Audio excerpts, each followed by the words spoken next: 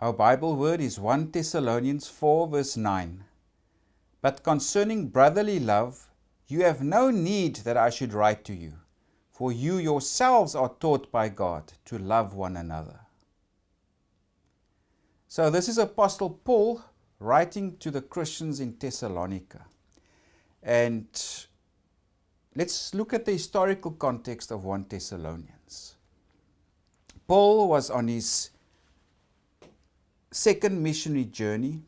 He went through Asia Minor, he went all the way up to Troas, and then he crossed the sea to Neapolis, and from there he went to Philippi. There he taught, and of course was eventually chased out of the city, and then he came to Thessalonica. And Paul established his congregation in Thessalonica around the year 50. You can read about that in Acts 17. And Luke says that the church there included some Jews and some God worshippers. In other words, they were Gentiles who attached themselves to the synagogue. And there were also some prominent women. But if you actually read 1 Thessalonians, Paul must have been very active amongst artisans and those people who didn't attach themselves to the synagogue as well, because he actually says there in chapter 1 verses 9 that they returned to God from idols. So Paul must have been very heavily involved in other activity outside the synagogue to convert the local Gentiles of Thessalonica. And they were artisans because they worked with their hands. And the congregation was also established under difficult circumstances. Paul describes in his letter, of course, he was hounded and harassed and persecuted by opponents also in the city. So he's writing to these Gentiles. And after Paul went to Thessalonica, he was also chased from every city that he went. So he went down by himself all the way to Athens. And there he issued instructions for Timothy and Silas to join him there. And when they reached him there in Athens, he sent them up again. So he sent Timothy to Thessalonica, and he also, if we may infer, he sent Silas to Philippi, and then they eventually returned to him where he already reached Corinth. And then Timothy must have given him news also and news of developments in the congregation. So Paul wrote 1 Thessalonians around the year 51 from Corinth, based on this report that he's received from Timothy. And there are several issues that Paul addressed in the letter. The first thing is that Paul wanted to maintain contact with him, and he's concerned for their spiritual growth and well-being. Because Paul was only there for a short while, a few weeks at most, and there must have been a very special fondness and bond between Paul and the Christians in Thessalonica, because he fondly remembers them. If you read the first 2 chapters of Thessalonians, and he recalls his ministry he had with him. So Paul wants to maintain contact with him, and he wants them to grow spiritually. The second big issue is that the Thessalonians were experiencing persecution, and they were treated badly and harassed by their fellow countrymen. And Paul says, well, you're experiencing similar things like the Christians in Judea are experiencing from their fellow Jews over there. And the third issue is that there were some who refused to work. And the exact reason why they didn't want to work is not known. Maybe they thought, well, the coming of Jesus is so soon, there's no need to work. Or maybe they were lazy. Who knows? Some just refused to work. And Paul tells them, no, you must work, because I've also set an example for you. If we go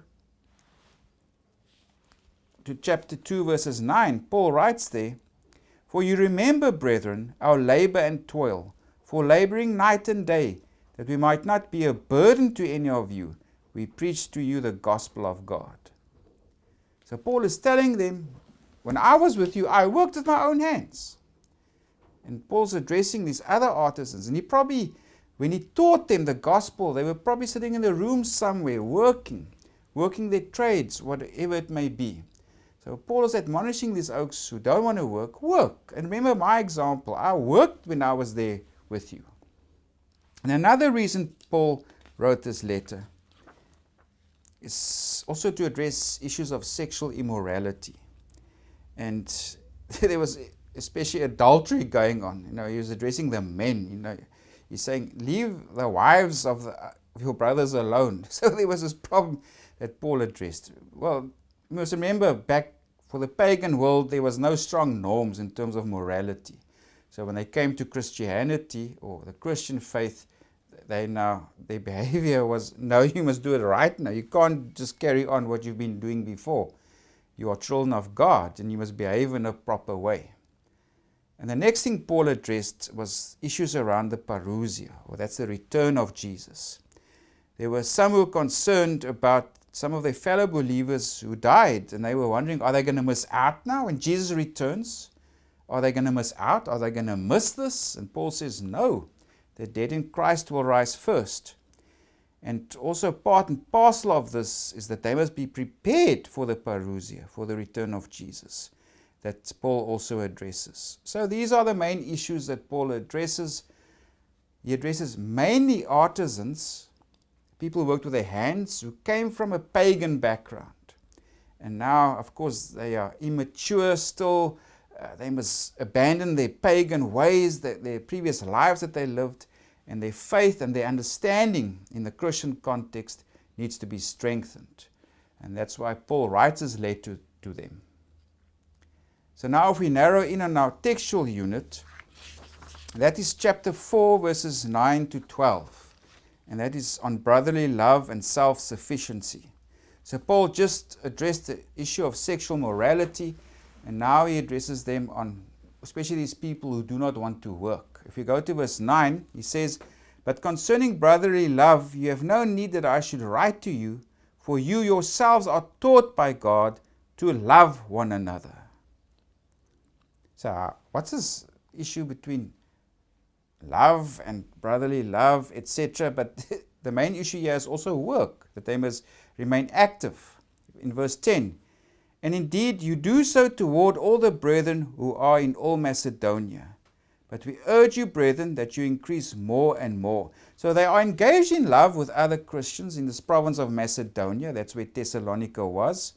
But now comes the crux of the issue in verse 11. That you also aspire to lead a quiet life, to mind your own business, and to work with your own hands, as we command you. So brotherly love is expressed by not being a burden on others.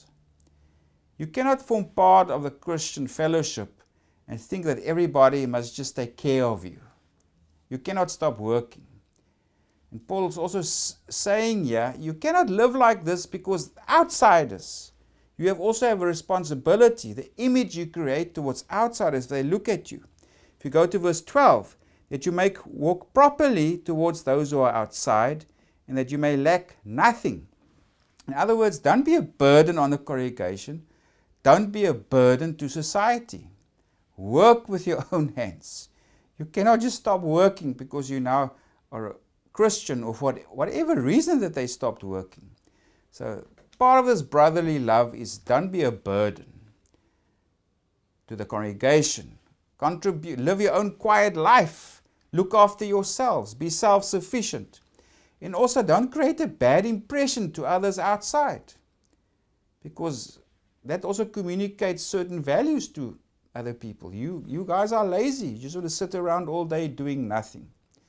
So this unit on brotherly love and self-sufficiency, it's don't sit back and do nothing. Occupy your hands, work, contribute. Don't become a burden to society or to other believers.